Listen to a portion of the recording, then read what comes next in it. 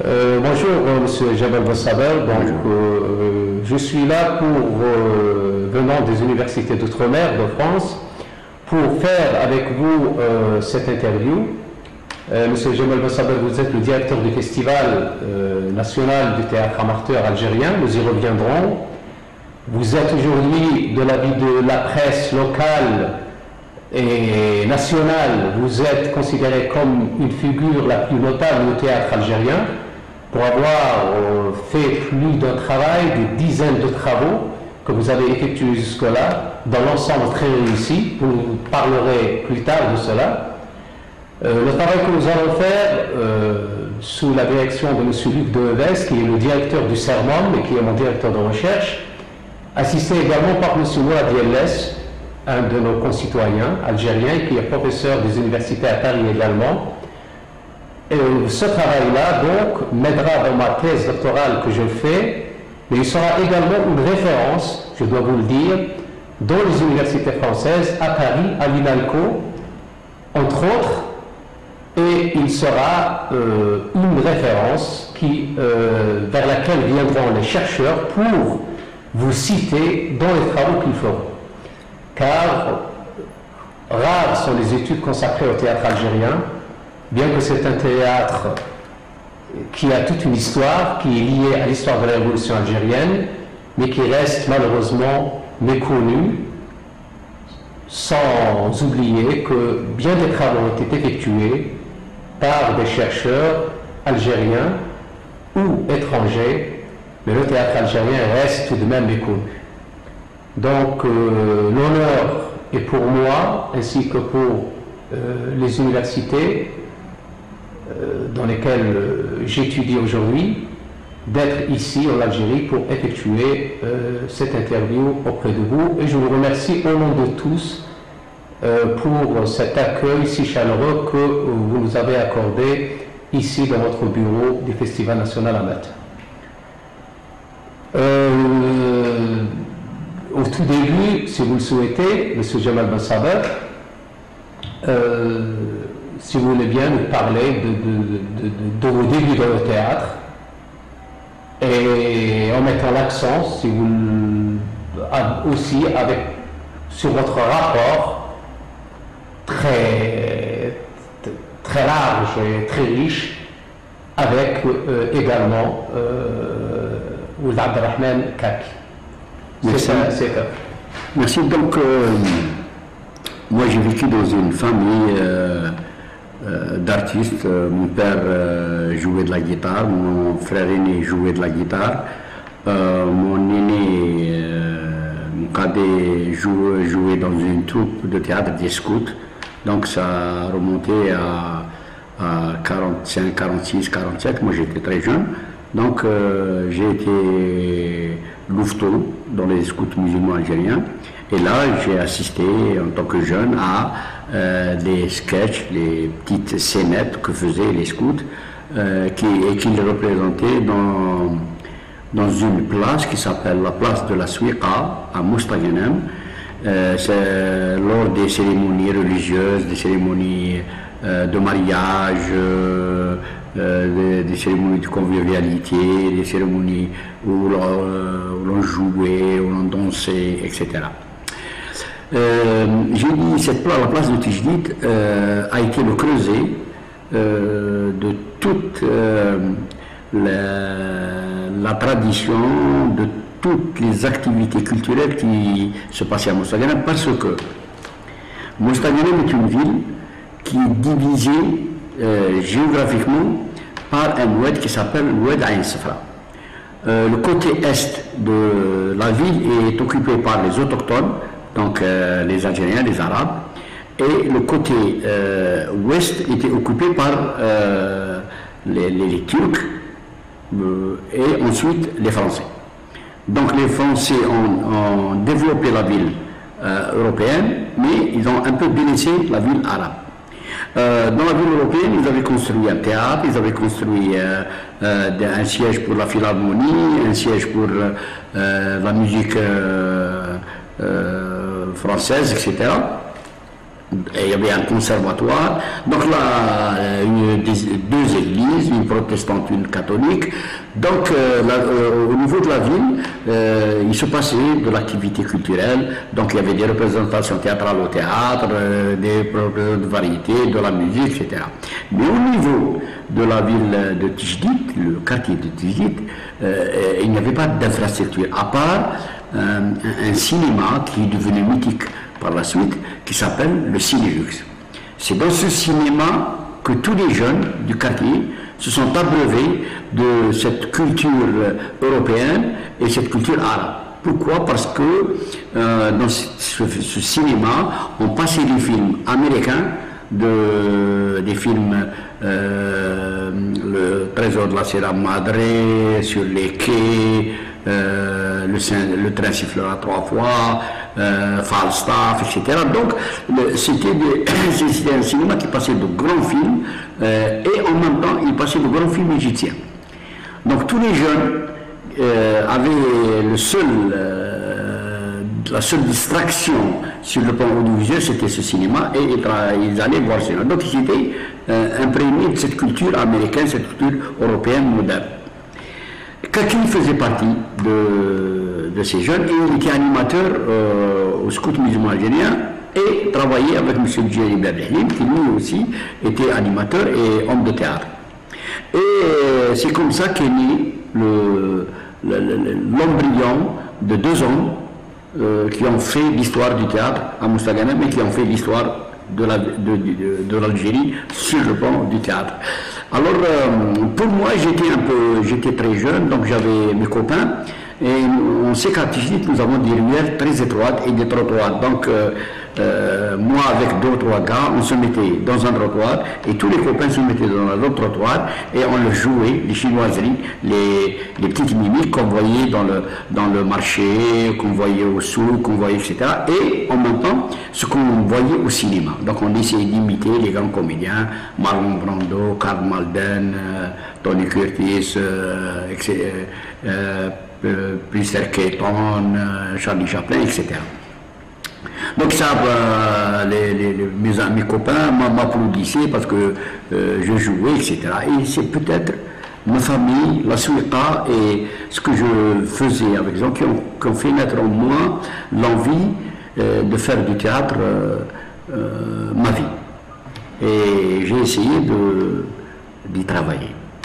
Donc en 58-59, dès qu'il y a eu la grève, il y avait une grève nationale à l'époque, j'étais étudiant dans un lycée, donc on nous a fait renvoyer du lycée parce que nous avons fait la grève. Donc je suis resté un petit jeune chômeur. Et j'ai entendu parler que dans l'association Saïdia, on faisait du théâtre. Donc je suis parti et je me suis inscrit à leur école. Et qui je trouve là? Je trouve des copains de Tijdit, des amis, et je retrouve Kaki qui était l'animateur. Donc j'ai fait, à partir de fin 58, début 59, j'ai commencé à faire du théâtre en amateur naturellement. Puisque, donc, ces 3 dernières années il y avait un problème sécuritaire très important dans la ville de Mostaganem, il y avait le couvre-feu, donc nous travaillions le soir, parfois on restait toute la nuit dans le local qui se trouvait dans une cave, sous une menuiserie, donc, et on travaillait, on appelait ça le trou. Ça c'était à Mostaganem, la rue du Lion. La rue du Lion. La rue du Lion. Ouais. Donc, et c'est là que Kaki a formé une partie de la formation de comédien, il l'a faite à Saïdia, une deuxième partie, il l'a faite au trou.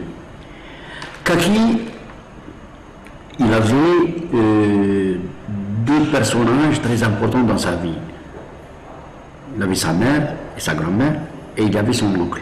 Son oncle avait appris toutes les poésies d'un grand chantre, un poète, un très grand poète algérien de la région, qui s'appelle Sidi El Khedr Bakhlouf, qui avait pris plus de 1000 poèmes, et il avait sa grand-mère qui le berçait de toutes les histoires que se racontaient les familles à cette époque-là, puisqu'il n'y avait pas de télévision, donc on organisait des soirées à la bougie, etc. Et on racontait des histoires. Lui, on raffolait. Et ces histoires qu'il a entendues de sa grand-mère, on les verra par la suite dans ses pièces de théâtre. Et elle ressort dans ses pièces de théâtre. Donc,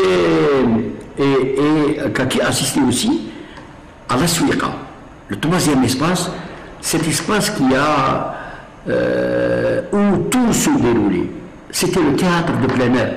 C'était l'équivalent du théâtre qui existait dans la ville européenne.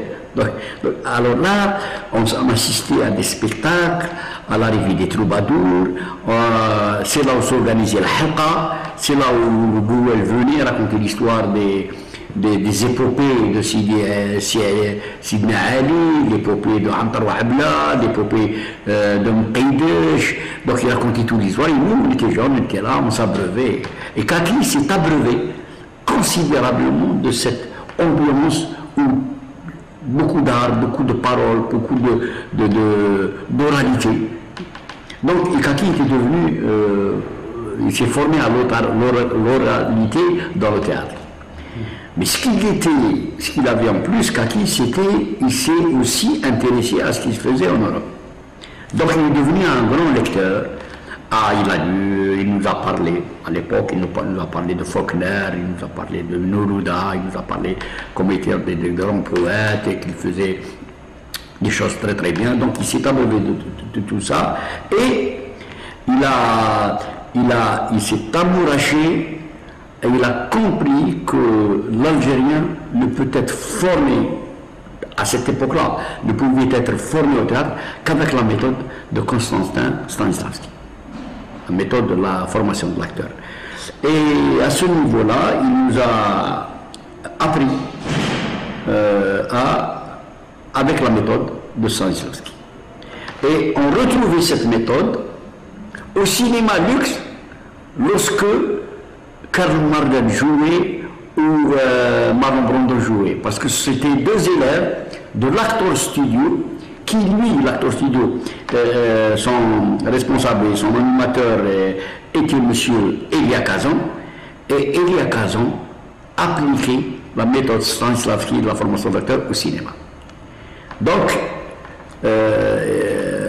nous, on raffolait, donc on allait voir ces films-là, on allait voir ces comédiens, et en même temps, on faisait de la formation. Donc, je me suis formé et nous avons monté, un mois avant l'indépendance, nous avons monté 132 ans.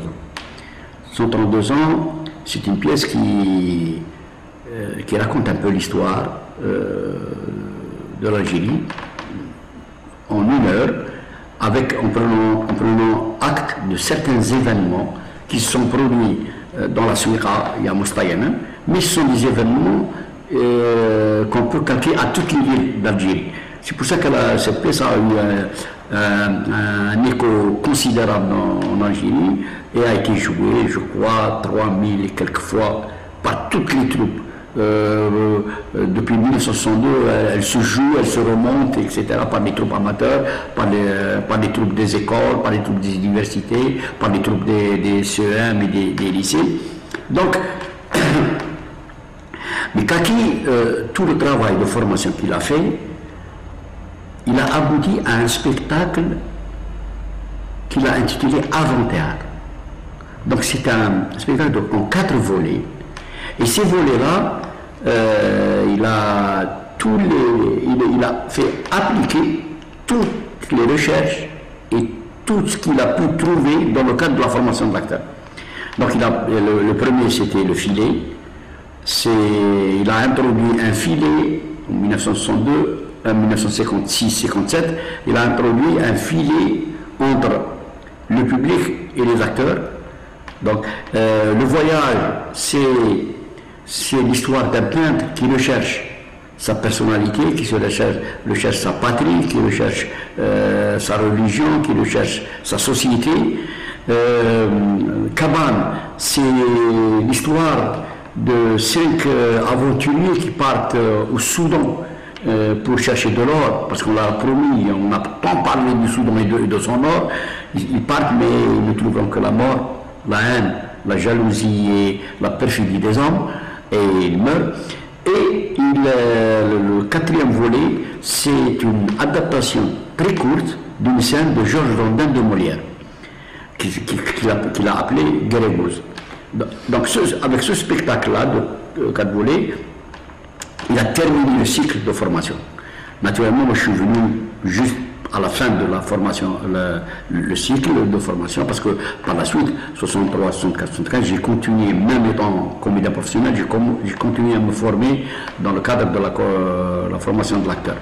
Et arrive le fameux le 31 octobre 1962, les responsables de l'époque, de la culture en Algérie, avaient ouï dire qu'à Mostaganem se trouve une troupe qui fait du bon travail, qui fait du bon théâtre.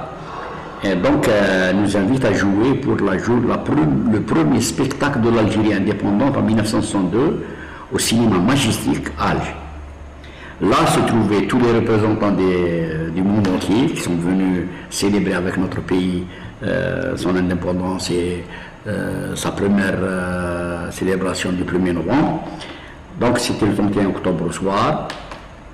À la tête, cette soirée était dirigée par M. Mustafa Kateb, qui par la suite est devenu directeur du Théâtre national algérien et qui était le directeur de la troupe algérienne en exil.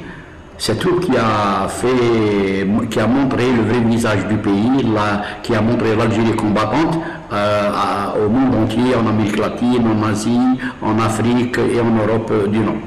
Donc, et c'était le grand baptême du feu, et c'était le premier spectacle. Il y a Che Guevara, ça existe dans les journaux, après avoir vu le spectacle de 132 ans, et il a dit aux journalistes, on lui posait la question de ce qu'il pense. Pardon.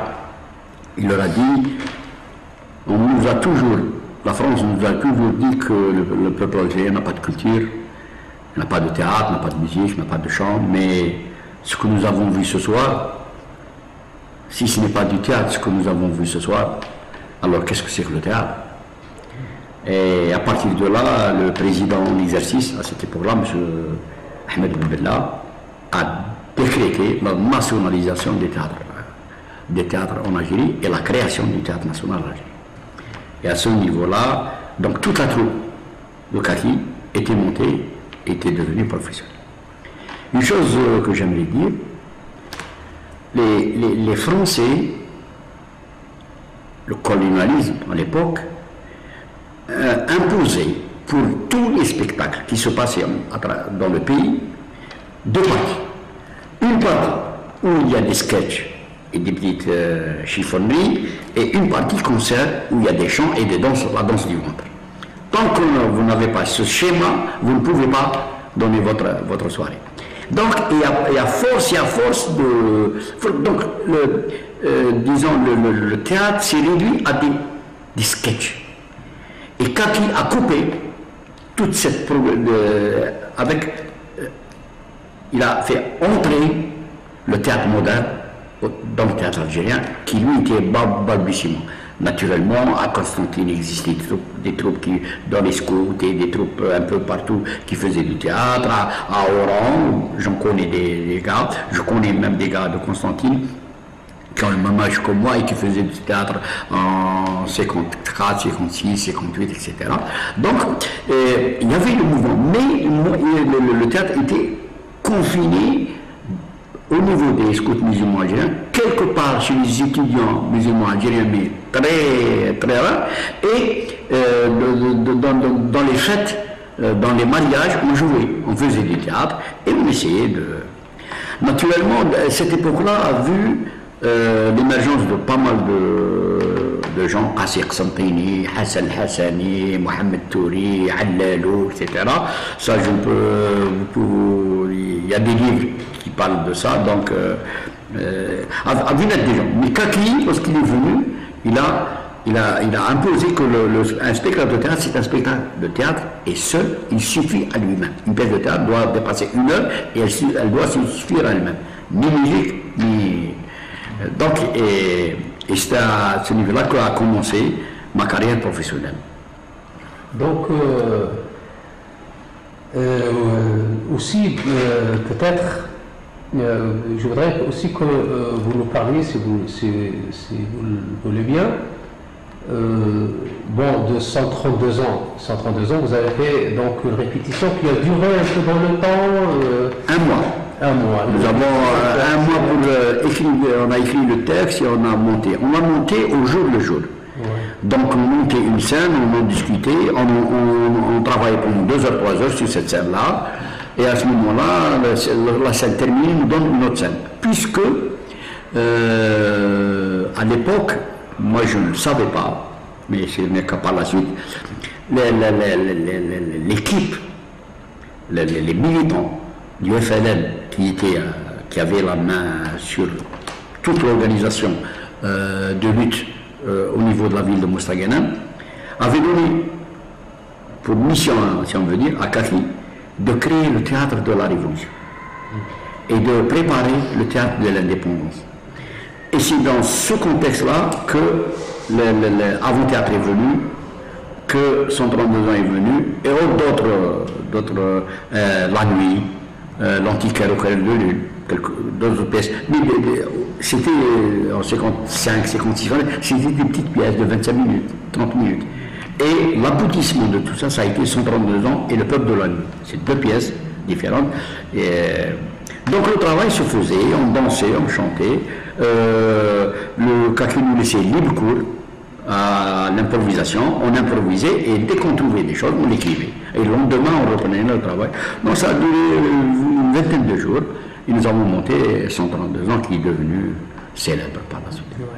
Je voudrais, ça c'est une dimension du théâtre à Mostaganem et de ce que vous avez fait ensemble à un moment donné.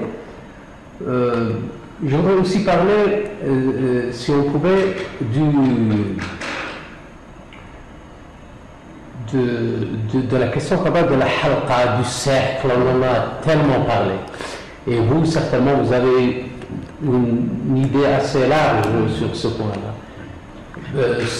Qu'est-ce que vous en savez par rapport, vous qui avez fait le chemin avec Kaki, de Kaki sur ce point-là et de ce que vous en pensez? Je vais revenir vers vous. C'est sûr, c'est sûr. Dites-nous sur ce théâtre de la halqa qu'on trouve aujourd'hui dans les journaux, dont tout le monde parle, comment peut-on le définir?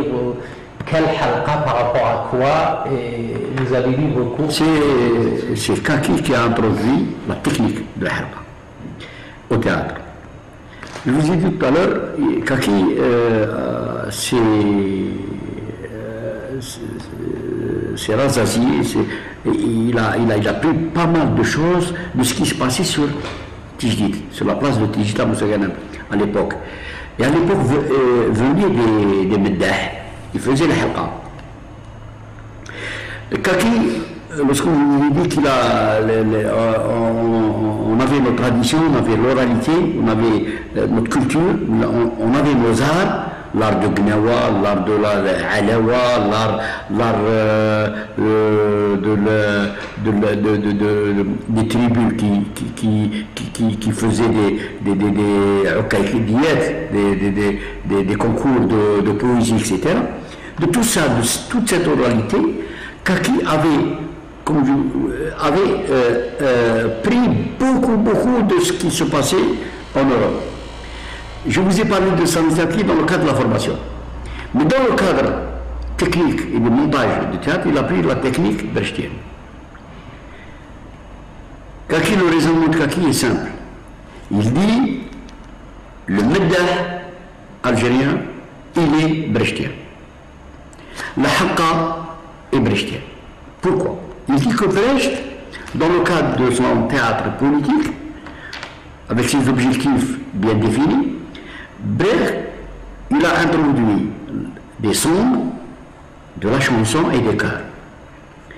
Et la chanson et ses chœurs doivent interrompre le spectacle pour ne pas laisser les spectateurs venir dans le récit et être dans le récit. Donc, pour les rendre juges et non pas partie prenante du spectacle.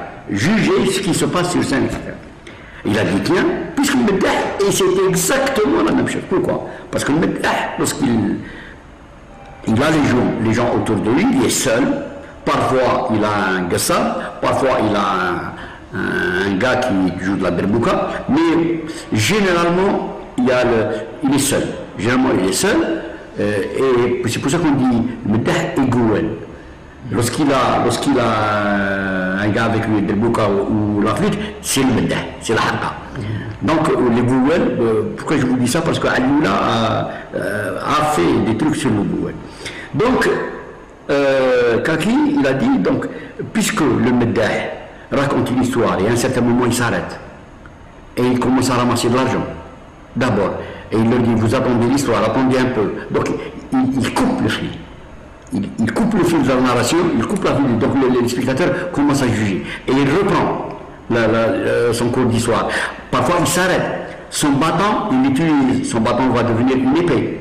Il va devenir un serpent. Il va devenir la porte d'une maison, etc. Donc, il utilise beaucoup l'accessoire. Et cet accessoire change beaucoup de fois dans la narration et le récit. Il a dit, il est brechtien. Donc, dans mon théâtre, je vais faire mon théâtre qui est la halqa, mais je vais introduire la technique brechtienne de la distanciation. Et c'est comme ça qu'est né le Gareb ou Salihin. C'est comme ça qu'est né Diwan Garebuz. C'est comme ça qu'est né Kouahadou Hukmou. C'est comme ça qu'est né Diwan al-Mlah. C'est comme ça qu'est né les vieux. C'est comme ça qu'est né Ibn Kriboun. Toute la production de Kaki a été soutenu par. Et il a monté le Gareb Salihin, qui est une pièce de Bertolt Brecht, la bonne âme de Saint-Chouan.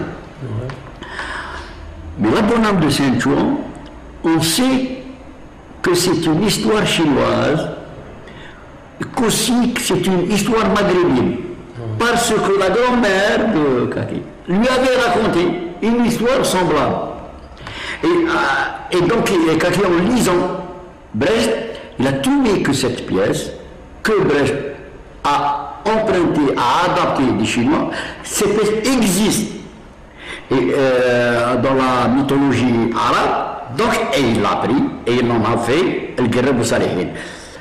Dans la pièce de Brecht, Brecht parle de 3 dieux. Nous, Kaki, ce problème lui a donné pas mal de choses, donc il a trouvé que c'est 3 saints, 3 marabouts qui arrivent sur terre, etc. etc. Et tout le travail de Kaki a été brechtien, puisqu'il a introduit dans chacune de ces pièces les songs, les chœurs, parce que c'est technique brechtienne, il a introduit les songs et il a introduit le Meddah. Et c'est par la suite que tout le monde a commencé. Ben, les prémices de cette introduction de la technique brechtienne, c'est les prémices, on les voit dans 132 ans. Puisque 132 ans est établi par un Meddah. Oui, c'est ça. Et il est terminé par un Meddah. Donc, et de temps en temps, le Meddah intervient. Mais ce n'était pas très précis au niveau du caractère esthétique, caractère technique, esthétique théâtral. C'était pas. Mais à partir de Gareb Salihin et tous les autres pièces, c'est palpable, on le voit, on le sent. Il y a une technique, il y a une vision politique dans le travail qu'a fait Kaki dans l'introduction de la halqa. Et donc Kaki a travaillé sur Stanislavski, il a travaillé sur Bertolt Brecht.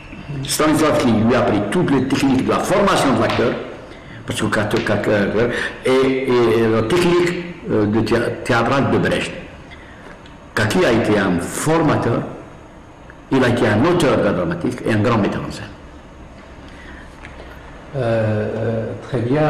Et donc, lui, il a choisi clairement l'oralité, le dialecte algérien. Pour que vous parliez de ça.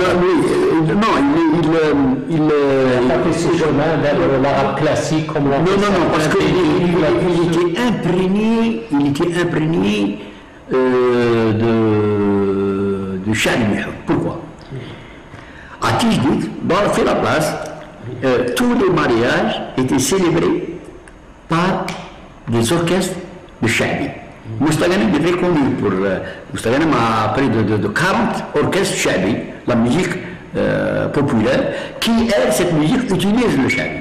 Donc, Kafi, il avait un ami, un grand ami à lui, c'était Cheikh Hamada, un chanteur de la musique bédouine et de la chanson bédouine en Algérie et dans le Maghreb. D'ailleurs, c'est un grand chanteur et un grand compositeur.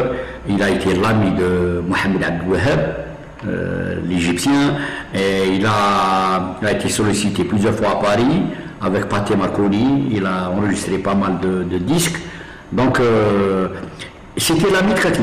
Donc, les échanges qu'ils avaient, parce que chez Hamada, lorsqu'il parlait, de temps en temps, il lançait des dictons, des proverbes. Le deuxième ami de Kaki, c'est Maaz Bouadjadj. Maaz Bouadjadj, c'était un ami de Kaki, donc il discutait, parce que Bouadjadj apprenait beaucoup de Sidi Khdam Belkhrouf. Il apprenait les chansons, les poèmes de Sidi Khdam, il en faisait des chansons et des chansonnettes dans le Chabi. Donc, et Kaki avait aussi, donc il était imprégné. D'ailleurs, dans Diwal Guérégouz, il y a pas mal de choses, il y a pas mal de dictons, d'histoires, de petites histoires très courtes, mais qui entraient au Chad Melhoun. Et à des poètes maghrébins, il a emprunté à Al-Maghraoui, il a emprunté à Sidi Khdam Belkhrouf, il a emprunté à Ben Tobji. Donc, pas grand-chose, mais des petites phrases comme ça, il leur a emprunté, il les a introduites dans le cadre de son travail d'écriture théâtre. Très bien. Donc, ça c'est par rapport à la halqa dont nous avons parlé, et donc nous avons dit que lui, c'est une oralité pour vous comme... Non, pas parce qu'il y a deux hommes qui ont travaillé sur après Kaki. En 65, Taïb Sédir est venu et il est resté un mois à Alger pour côtoyer Kaki, pour travailler avec Kaki, pour voir la halqa de Kaki. Et une année après, il est parti au Maroc, une année après, il est revenu en Algérie avec un spectacle d'Iwan Sidi Abdelrahman Bijoub. Donc, de style de halqa. Aussi, Aloula a côtoyé Kaki à partir de 1968. Donc, on avait fait la décentralisation, donc on était commis à Alger, et puis on a décentralisé à Oran. Donc, et à ce moment-là, Aloula a rejoint la troupe de TMOA, le Théâtre National de l'Ouest algérien, à cette époque-là, on l'appelait. Donc, il a côtoyé aussi Kaki dans le halqa.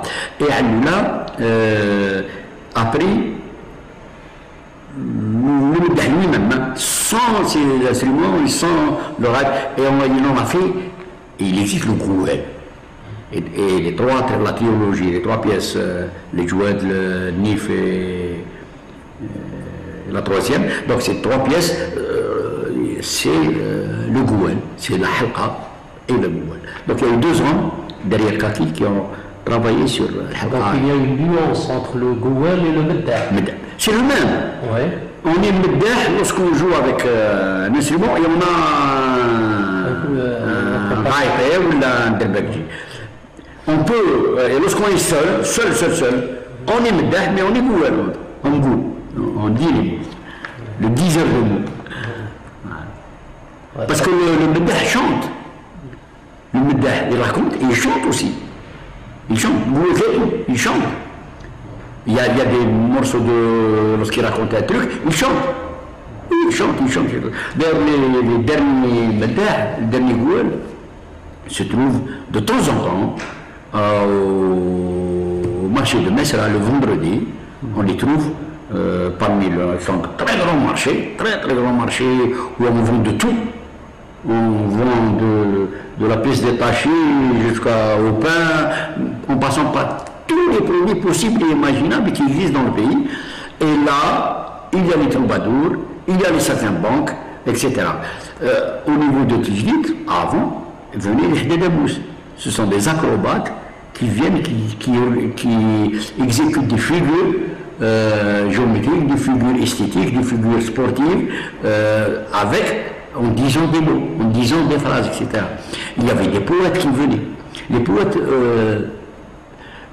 dans la place du Tizi, il y avait 1, 2, 3, 4, 5, 6, plus de 8 cafés. Des cafés morts. Donc la place était semée de cafés morts, et dans chaque café mort, il y avait des gens qui disaient la poésie. À partir de 3h, 4h, 6h de l'après-midi, les gens s'asseyaient et... Ça c'était avant ou... Avant l'indépendance, bien sûr, avant. Parce que la place... Ça, vous les avez appelés, M. Jamal Boussama, vous les avez appelés comment les Hdadamous? Les Hdadamous, c'est des gens qui faisaient des acrobaties. D'ailleurs, j'ai repris la technique, les Hdadamous, dans l'épopée de Sidi Akhtar Makhlouf, que j'ai réalisé. J'ai pris les Hdadamous, j'ai fait 3, c'est-à-dire Sidi Akhtar Makhlouf, il existe en tant que personnage, en tant que personne, et il existe lui en tant que Halqa et Hdadamous. Donc, et je les ai fait évoluer tout en racontant l'histoire de ce héros, parce que c'est un grand héros de la littérature arabe et algérienne, et de la bravoure, parce qu'il a combattu les Espagnols à Mazagran, etc. Donc ça c'est une autre histoire. Mais j'ai utilisé les Hdadamous qui viennent, le public, ils font des acrobaties et racontent l'histoire. En même temps, ils font. Voilà. Donc on a parlé du cercle, de la halqa, de l'acteur. Vous avez parlé également de la formation de l'acteur. Est-ce que vous avez des souvenirs dans le rapport, par exemple, si on veut dire, qu'avait Kaki avec les acteurs, le rapport qu'il avait, par exemple, avec vous tous, quel rapport il avait? Il avait ce rapport humain, ou bien en tant que réalisateur, en tant que... Kaki était un type très gentil. Mais lorsqu'on monte sur scène, alors là, il était très exigeant de nous, le respect mutuel, la rigueur et le travail, et se donner à fond. À quoi consistait le travail? Le travail consistait à ce que, c'est maintenant que je l'ai compris, avant je ne le savais pas, mais maintenant je le comprends. Stanislavski disait, lorsque l'acteur va jouer un rôle, dès qu'il part de la salle vers la scène, il y a une trajectoire. Cette trajectoire n'est jamais réelle. Donc, le bonhomme qui va vers la scène, c'est un autre homme. Il n'est pas naturel. Il est autre chose. Donc, il faut lui apprendre à être naturel. Il faut lui apprendre à être naturel. Donc, toute la méthode de Stanislavski, c'est ça. Comment, alors, pour qu'un homme devienne, on sait que, et il dit, le comédien, c'est un homme, en chair et en os, qui a des yeux, qui a des oreilles, qui a une bouche, qui a une langue, qui a un cœur. Donc, il a des sens, il touche. Donc, il faut développer tous ces sens-là. Il faut les développer d'une manière extrême pour que, lorsque le comédien monte sur scène, il retrouve tous ces sens qui sont naturels.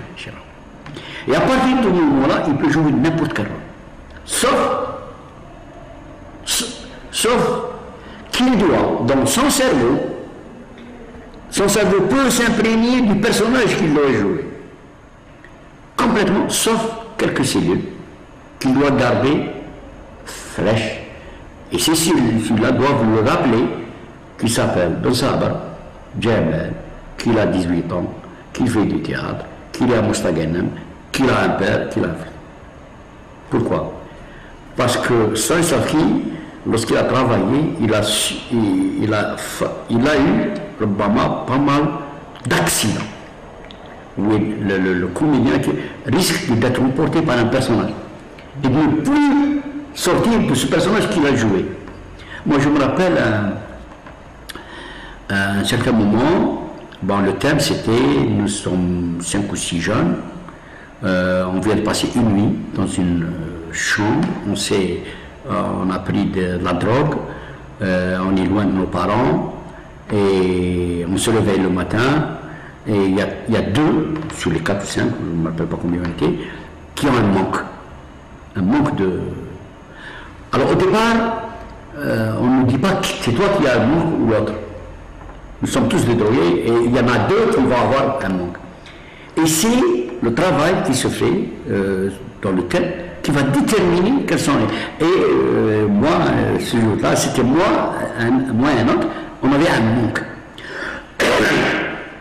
Donc on avait un manque, et puis je me suis gratté 2 fois ma nuque. Je l'ai gratté. Comme ça, j'ai dit j'ai un manque. Et bien, lorsqu'on a terminé le thème, ça s'est bien passé, je suis parti chez moi, et le soir, et bien, ça commençait à me gratter. Et je suis resté pendant plus d'une dizaine de jours en train de me gratter, alors que je n'avais rien. Je dis à maman, qu'est-ce qui se passe, qu'est-ce que j'ai là? Je n'ai rien, mon fils, mon père, qu'est-ce que j'ai? Mais je sentais un grattement. Ça prouvait, je me suis dit, tiens, j'ai atteint peut-être le point de mon retour, donc je dois faire attention. Et c'est ce qu'a profité. Ça c'est ma déduction. Hein. Peut-être que je suis en erreur, mais ça fait. C'est ce qu'a trouvé Brecht chez Stanislavski. Brecht, il a été très malin. Il a dit, tiens, c'est cette cellule-là qu'il faut que j'exploite dans ma méthode. Stanislavski a apporté tout. Moi, ces cellules-là, c'est moi je suis l'intérieur, c'est ça la distanciation. Il se distancie par rapport au personnage qu'il est en train de jouer. C'est intérieur, hein? Donc moi je vais l'exploiter sur le plan esthétique et sur le plan message. Voilà. C'est ça la formation de Stanislavski. Et par rapport à la halqa, j'ai envie de vous dire aussi, est-ce que c'est forcément la halqa, est-ce que c'est forcément un cercle géométriquement constitué ou c'est surtout un esprit, une manière de faire, ou bien est-ce que forcément à tout moment du spectacle on doit forcément qu'on peut trouver un cercle comme ça géométrique, ou bien c'est surtout un esprit, c'est surtout à travers les médailles, à travers le discours, ou bien c'est forcément un esprit qu'on doit trouver comme ça, circulaire, comme c'est dans les marchés. Non, le théâtre, c'est une transposition. Oui. C'est vrai que la halqa, dans la réalité, c'est un cercle. Oui. Mais comme c'est transposé, et nous sommes dans un espace qui est limité sur le plan espace, donc l'esprit prime, l'esprit de la halqa prime. Le personnage qui est prime et comment dirais-je, les spectateurs deviennent le cercle, ils terminent le cercle, mais disons dans la mémoire, esthétiquement ils terminent, mais le personnage qui joue dans le médaille est obligé dans le cadre de son travail scénique faire décrire le cercle. Il doit décrire le cercle. Donc ça devient. Mais c'est dans l'esprit, ce n'est pas. Forcément, c'est pas toujours un cercle. Bien sûr, Ziani Chefaïel, dans la pièce Le Machina, donc il a réfléchi, il a dit tiens, l'histoire se passe dans un wagon d'un train. Donc qu'est-ce qu'il a? Il fait monter tous les spectateurs sur scène, il crée une sorte de halqa carrée. Par l'esprit. Par l'esprit. C'est une halqa, mais elle est carrée. Et il joue dedans. Voilà. Donc, parfois, ce cercle suffit. Parfois, ça suffit par l'image, mais pas forcément. Pas forcément, parce que lui, il est dans un wagon. Voilà. Donc il a placé les spectateurs de ce côté-là, à droite et à gauche. En face, et la scène, elle est au milieu. Donc, très bien, c'est certain. Donc, on a parlé du personnage, on a parlé du cercle. Dans 132 ans, j'ai eu à voir un extrait que l'on voit généralement dans des enregistrements, ou bien peut-être à la télévision également, où vous-même vous jouez. À cette époque-là, vous étiez habillé en si je ne me trompe, en jean, en t-shirt et tout, et vous-même, vous étiez parmi les jeunes, et vous l'êtes encore, M. Jebel Mossava. Donc, ce côté de l'habit, ce côté si vous voulez nous en parler. J'ai vu vous étiez en jean, un peu à l'américaine, si j'ose dire. Kaki, ok. C'était l'époque, bien sûr. Et aussi, ça nous permettait, à l'époque, on n'était pas riche. La troupe n'était pas riche, et même lorsqu'elle avait de l'argent, elle donnait la part à sa contribution à la révolution. Donc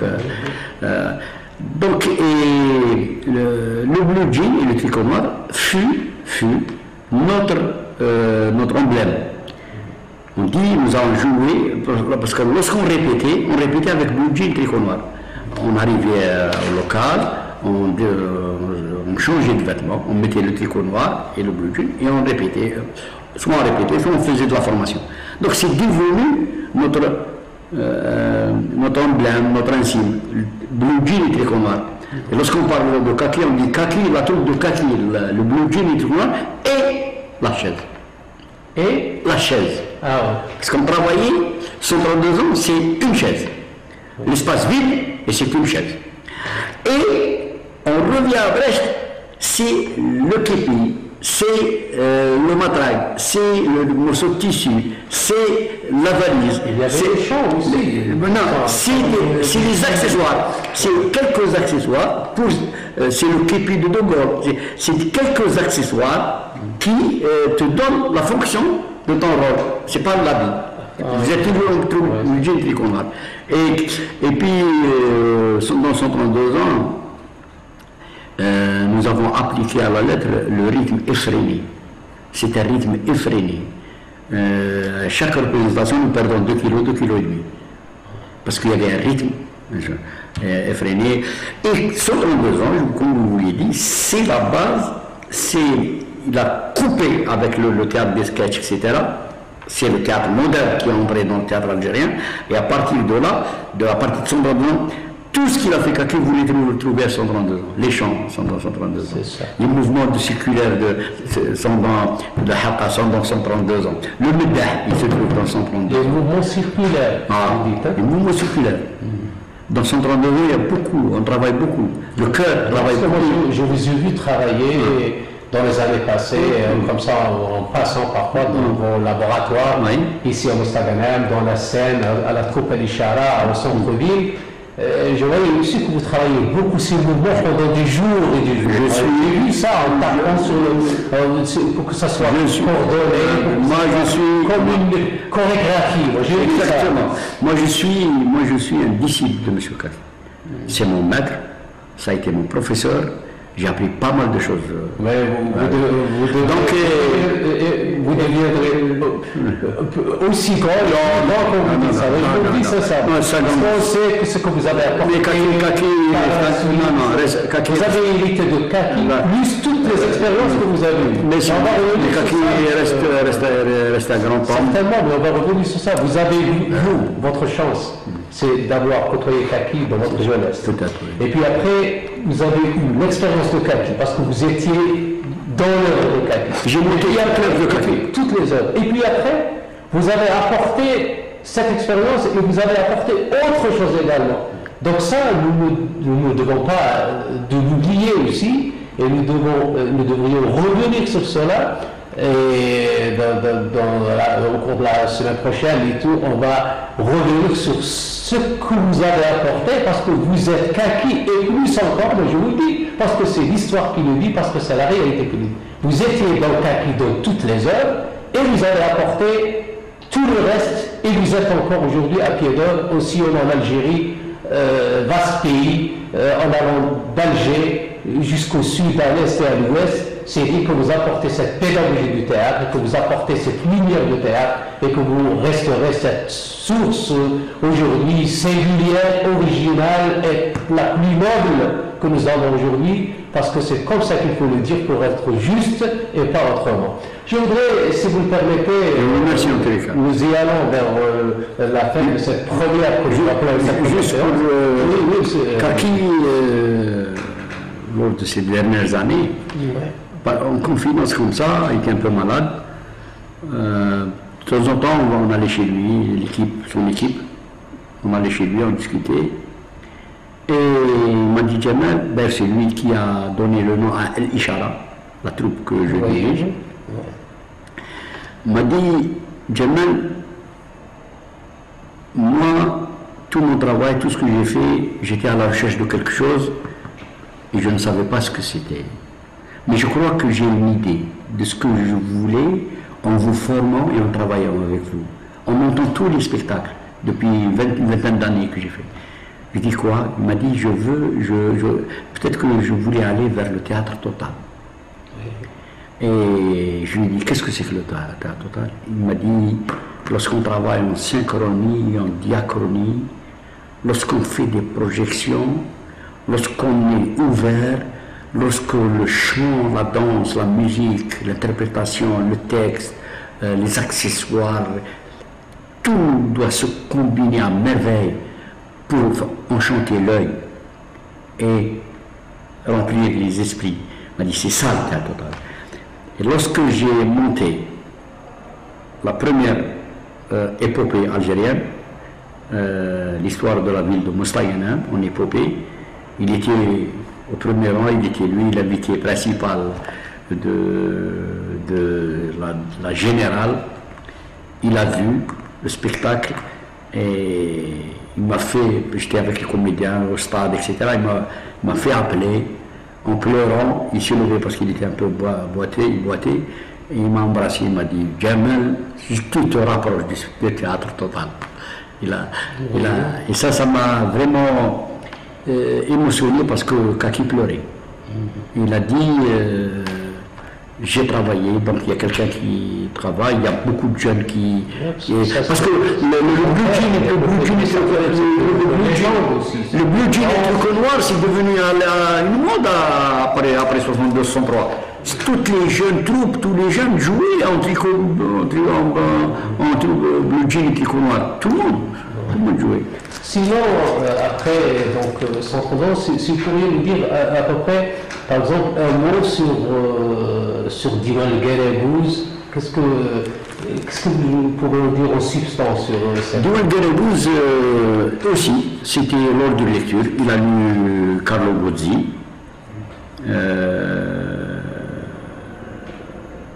Férizette au sourire de rose, l'oiseau parleur. C'est une histoire des mille et une nuits qu'avait raconté sa grand-mère Kaki pour revenir, et il a dit tiens, voilà un bonhomme qui a emprunté au répertoire arabe une histoire, il a travaillé et il a fait entrer une technique européenne, la commedia dell'arte, à ce spectacle-là. C'est notre histoire. Je vais récupérer mon histoire, mais cette fois-ci, je vais lui voler la technique de la commedia dell'arte. Et je vais la marier avec la technique qui existait à l'époque où existait la commedia dell'arte sur les rives nord de la Méditerranée. Sur les rives sud de la Méditerranée existait le Guérébouz. Donc, je prends le texte, je prends la technique, et ce sont les Guérébouz qui vont jouer cette pièce. Et il l'a appelé Diwan Guérébouz. Et les Guérébouz, ou juste vous qui êtes un homme de théâtre, c'est quoi? Les Guérébouz, c'est... Il y a un point central, qui est la Chine. Qui est? La Chine. Oui. La Chine, il y a des milliers d'années, avait une marionnette qui s'appelait Kvo. Et toutes les marionnettes du monde entier sont issues de Petrouchka en URSS, Polichinelle en France, Guérégouz en Turquie, en Mésopotamie, etc. Comédie de l'Arte en Italie, etc. Ces personnages-là. Donc, les Guérégouz s'apparentaient à des ombres chinoises, hein, il racontait des histoires. Cette forme-là s'est transformée en des troupes qui venaient, lorsque les Turcs étaient en Algérie, en Tunisie, en Algérie, au Maroc. Donc, cette troupe-là, qu'est-ce qu'elle faisait? Elle allait dans les ports, lorsque les bateaux accostaient, à quai, donc ils posaient leurs instruments, ils dansaient, ils chantaient, ils jouaient, ils faisaient de l'ange chinois, et parfois, les gens qui venaient, les pèlerins, les gens qui étaient dans le bateau, leur jetaient de l'argent.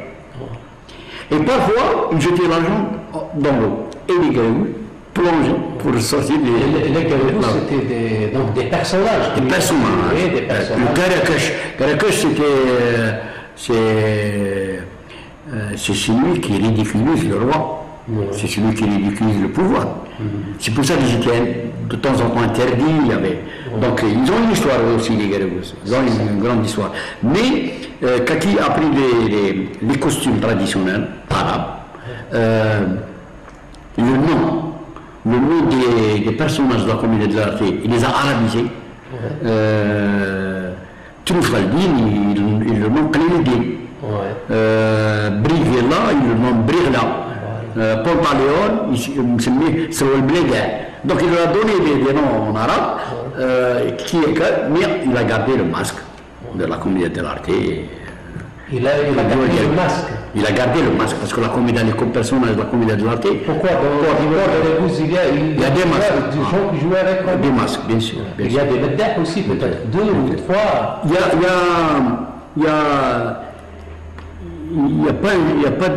C'est un médaille chanteur. Dans la pièce, c'était 3 filles, avec Maris Broidjesh qui chantait. Et de temps en temps, il intervenait pour arrêter l'histoire. Dans cette pièce d'Iwal Guérégouz, Kaki aussi posait le problème du décor. J'ai vu ça. Il pose le problème du château. Donc il dit il faudrait que le spectateur suive et imagine ce que moi je lui dis. Donc, pour tout décor, nous avons un petit plateau de 2,50 m circulaire au milieu, plus 2 grands paniers en osier, vides. Donc, et on travaillait avec ça, naturellement, beaucoup d'accessoires. Très important l'accessoire chez Kaki, il est très important, comme il est très important chez Brecht. Et puis le chœur qui danse, qui chante, plus, non pas un meddah qui est meddah comme on le voit, mais un meddah orchestre qui chante, qui est Guérégouz. Et par exemple, lorsque le roi prend sa longue vue, et il regarde parce qu'il est au milieu, et il regarde de ce côté-là une malle en osier. Et il décrit le château, et il a 17 tours, il a une porte en or, des coufriers comme ça, il y a des fenêtres partout, mais je vois, etc. Ah, je vois la reine qui sort. Le public, il suit. Il va. Et puis, il y a parce que c'est les Guérégouz, ils ont un patron. Et le patron, il a un valet. Ce valet, c'est lui qui a le texte de la pièce. C'est le souffleur. C'est lui qui souffle. Il a le rôle du souffleur. Alors, il arrête le roi. Hé, toi le roi, qu'est-ce qui se passe? Qu'est-ce que tu es en train de dire? Tu n'as rien du tout, tu as une malle en osier devant toi. Et tu vas faire croire aux gens, ils vont venir y habiter. Donc, il coupe l'histoire. Il fait du Brecht. Il coupe. Oui, c'est ça. Il coupe, et puis il reprend. Il dit d'accord, patron, je ne vais pas ajouter. Bon, c'est un château, la reine sort, etc. C'est plein comme ça, la paix c'est plein. Oui, c'est certain. Il y a donc aussi cet effet, comme vous le dites, de distanciation dans cette œuvre-là. Dans toutes les pièces de Kaki. Ça, c'était le diwan Guérégouz. Ça, c'était le diwan de Guérégouz. Puis, il y a également, si on veut... On va se faire, Carlo Gozzi avait l'avait nommé l'oiseau vert. Mais l'histoire, c'est Férizet au sourire de rose et l'oiseau parleur. Elle existe. Comment vous dites Férizet, le nom. Férizet au sourire de rose et l'oiseau parleur. C'est une histoire des mille et une. Voilà.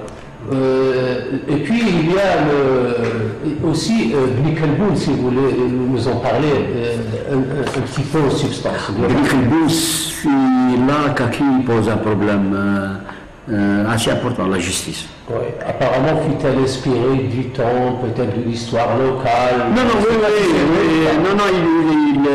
il pose le problème de la justice. Et c'est un juge qui est mal jugé par sa société parce qu'il a chassé de son village natal. Donc ce sont les Blickenbourg. Et par laissant sa femme.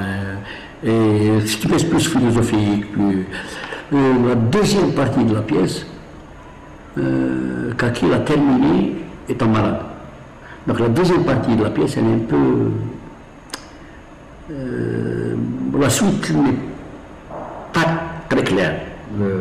Moi j'avais à l'époque voulu la monter, j'ai discuté avec lui, et on a convenu que je monte la première partie, il voit la première partie, et il essaiera de rectifier la deuxième partie. Il est mort. Oui, ça c'est le projet n'a pas abouti.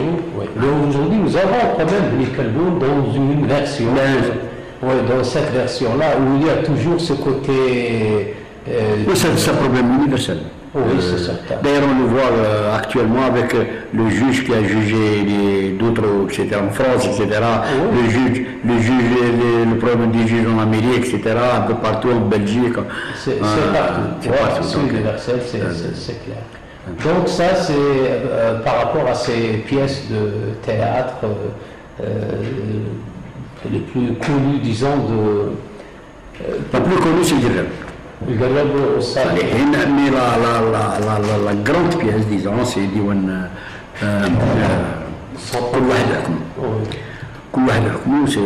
c'est d'ailleurs que j'ai remonté dans une autre méthode de travail, dans une autre réflexion.